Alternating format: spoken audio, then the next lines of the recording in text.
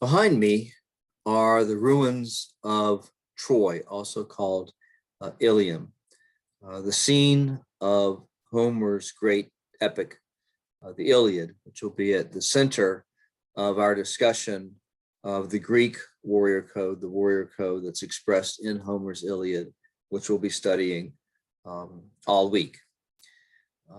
There was a time when Troy was thought to be mythological, that it didn't really exist. And then a German archaeologist in the last century who believed that it did exist, in point of fact, found it. Found it in what is now the extreme western tip of Turkey, where Turkey meets the Aegean Sea. Let me share the screen with you.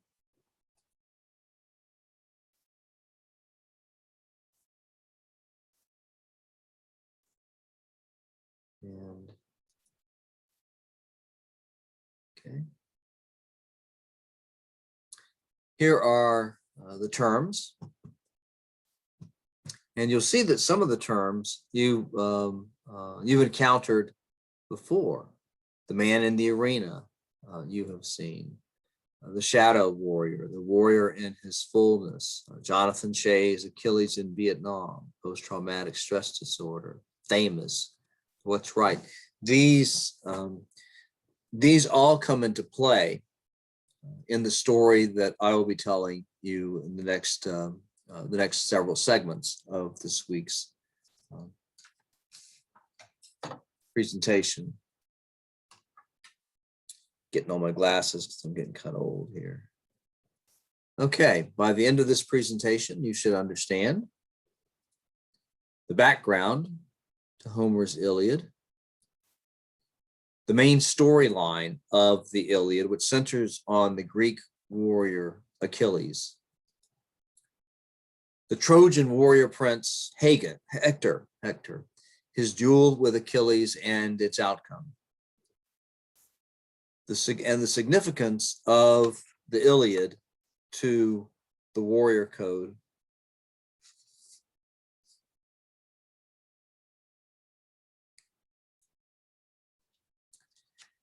and then the Jungian interpretation of Achilles and Hector. And these last two items are closely interrelated. I separate them only for the sake of clarity. Now, we're looking at a painting of Aristotle with a bust of Homer. This is painted in 1853. That's not right, 1653, by the Dutch artist Rembrandt Rien. It's considered one of Rembrandt's most important paintings and is one of the most prized works of art at the New York Metropolitan Museum of Art, which purchased it in 1961 for $2.3 million, the equivalent of about $20 million today, today being 2020. Well, the painting conveys Rembrandt's meditation on the meaning of fame. It depicts the Greek philosopher Aristotle, who lived between 384 and 322 BCE, who was one of Alexander the Great's childhood tutors. The chain gold around Aristotle's torso has a golden medallion with a portrait of Alexander, and it symbolizes Aristotle's fame in his own time. Aristotle is resting his hand upon and looking at, pensively, a bust of Homer, the creator of two immortal works, the Iliad and the Odyssey. The philosopher is weighing his own worldly success against Homer's timeless achievement. The Iliad of Homer, which is the work of literature that is at the center of the story that we're going to explore this week.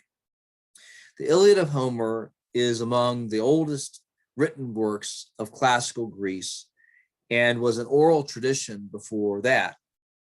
It depicts an episode in the Trojan War, which, if the war actually occurred, would have been sometime between 1300 and 1200 BCE. The Iliad, in written form, probably dates from around 780 to 710 BCE, although this is educated guesswork.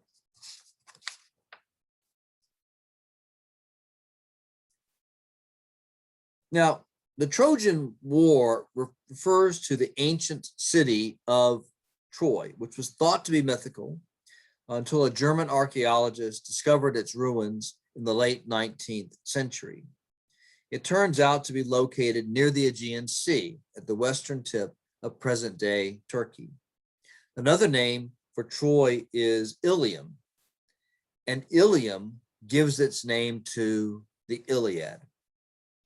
Archaeologists can tell that a number of cities once stood on the site of Troy, but the original city was destroyed around 2500 BCE. Now, we do not know why, but a common theory is that it was destroyed as the final outcome of the Trojan War, a 10-year war between Troy and the early Greeks, whom Homer refers to as the Achaeans. Now, that does not mean that we regard Homer as an historical source. Homer does, of course, describe the kind of fighting that occurred and the weapons and equipment used, but we don't know whether he's describing fighting as it would have been during the time of the war, or during his own time, or some other time in between. The central character in the Iliad is Achilles. In London, there is an 18-foot statue of Achilles intended to commemorate the Duke of Wellington, who won the final victory over Napoleon at the Battle of Waterloo. It was installed by order of King George III, who died in 1820, and was unveiled on June 18th, 1822, the 7th anniversary of the Battle of Waterloo. The statue was made by Sir Richard Westmacott using 33 tons of bronze from cannons captured in Wellington's campaigns against the French, and the head of the statue is modeled upon Wellington himself. Now, why do I talk so much about this particular statue? It's because it gives you a sense of how the mighty Achilles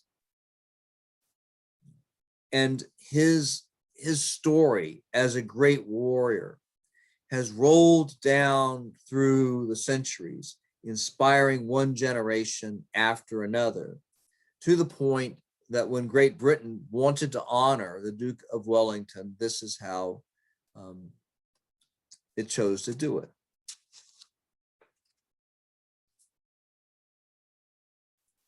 Well, because he's at the center of the story, it's worth taking a few minutes to review the story of Achilles' life. The Dutch painter Peter Paul Rubens made the story of Achilles the subject of numerous artworks, most notably a tapestry that was the culmination of a series of sketches and paintings depicting 8 key moments in the life of Achilles. We'll look at some of those images in a moment, but we'll start off with a painting Rubens made about a year after the tapestry was completed. It shows the wedding banquet of Achilles' parents, Peleus, a Greek warrior, and Thetis, a sea goddess who was one of 50 daughters born to Nereus and Doris, a sea god and a sea goddess. Peleus and Thetis are the couple seated at the head of the table at right. The guests include many of the major gods in Greek mythology, among them Zeus and Hera, Hermes, Athena, Artemis, Ares, Aphrodite, and Eros. The painting depicts the moment just after Eros, the god of romantic love, we usually call him Cupid, has tossed a golden apple among those assembled at the banquet. And Zeus, the king of the gods, is reading the inscription. And the inscription is, for the fairest, the prettiest, the most beautiful, for the fairest. Now, Hera, the queen of the gods, Athena, the goddess of wisdom, and Aphrodite, the goddess of love, all believe the apple is meant as a gift for them. Zeus knows better than to try to choose which goddess is the fairest. Probably wise on his part. Well, reasoning that the task of determining the most beautiful goddess belongs to the most handsome mortal, he gives the job to Paris, a Trojan prince seen here at right. Paris charmingly says up front that he cannot judge among such beauties, but instead inquires what each would give him in appreciation were he to give the golden apple to them. Hera, the queen of the gods, promises to make him the most powerful king the world has ever seen. Athena, the goddess of wisdom, promises to make him the wisest man who ever lived. Aphrodite, the goddess of love, promises him the most beautiful woman in the world. And that woman turns out to be Helen, wife of the Spartan king Menelaus.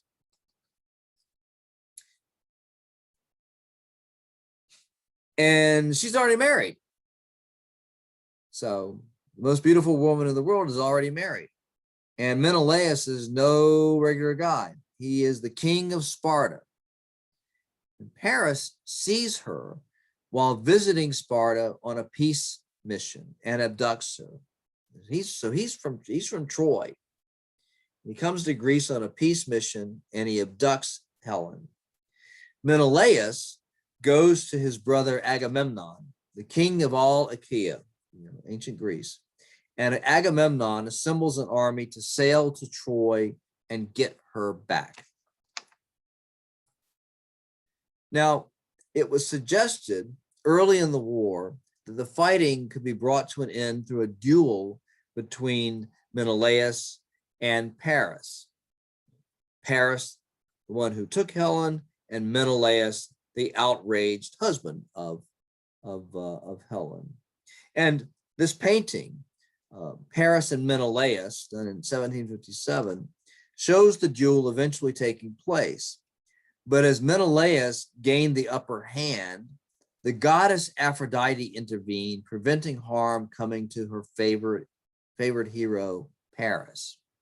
So there she's sweeping Paris away before Menelaus can turn him into a shish kebab. But to get back to the story of Achilles, when he is born, his mother, Thetis, knowing that he is mortal, attempts to protect him against death by dipping him in the river Styx, the river that forms the boundary between Hades, the underworld, and the land of the living. She holds him by the heel. The heel itself is not dipped in the water, which, as it will turn out, makes him vulnerable to a fatal wound in his heel, which is where we get the expression Achilles' heel to describe a fatal flaw. Now, as a toddler, Thetis takes Achilles to see an oracle. And in this painting, she is shown entering a hall or temple with her right hand resting on the head of Achilles. So basically, she's the woman to the left, the woman with the little naked munchkin next to her. Okay. And little Achilles, walks along before her. At right, the divine hero Heracles, the half brother of Perseus, known as the strongest of men, and Athena, who in addition to being the goddess of wisdom is also the goddess of war, act as acolytes. And here I'm going to just quote straight from Shannon French, The Code of the Warrior, which you should be reading this week. The oracle foretold that Achilles would have to select between two very distinct potential lives. On one path, he would become a glorious warrior, the greatest Greece had ever seen, who would accomplish great deeds during the Trojan War, which would never be matched or forgotten. That life, however, would be a short one. Soon after slaying his greatest enemy, oracle continued, Achilles would also fall dead on the field of battle.